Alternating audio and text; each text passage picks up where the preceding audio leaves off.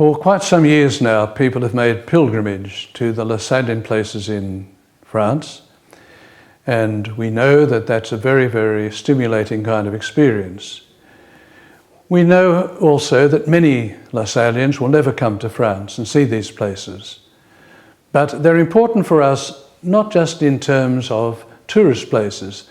They're important because they mark significant moments in the life of John Baptist de La Salle, the development of his work, his joys, his hopes, his sufferings, and in that sense they're part of a story in which we all share. And we hope, as we retrace with you these different places where he lived and died and was happy and was sad, that you will understand something more of the life of this great man. As many more Lassallians now are not members of the congregation, but share in the work of the congregation and feel a certain sense of belonging to the work of de La Salle, it's important that something like this series may help them to understand some of the ways in which the work took the form that it did. It's one thing to read a book, another thing to hear somebody tell a story about it. Perhaps the story is better when the story is earthed in the very places where the work began, or the very places where he attempted things and succeeded, or attempted other things and failed. Perhaps in the very ups and downs of the story that we see the growth of somebody who believed passionately that everyone had the right to an education, and who believed that it was worth offering this in spite of those who opposed it.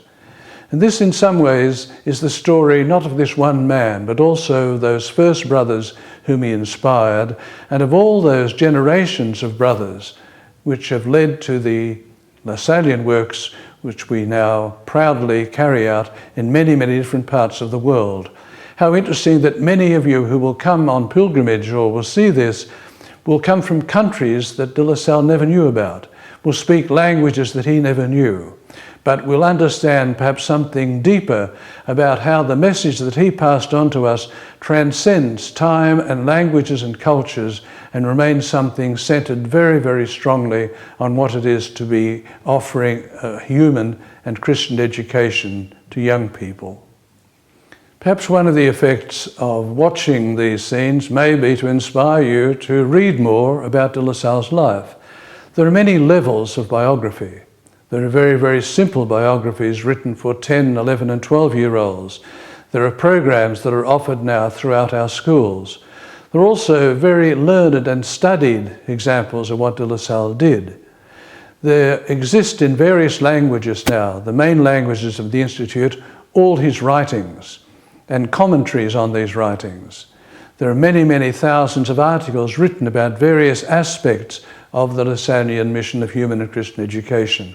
Perhaps if this series helps you to understand something of the richness, diversity and importance of all these things, it will have been successful.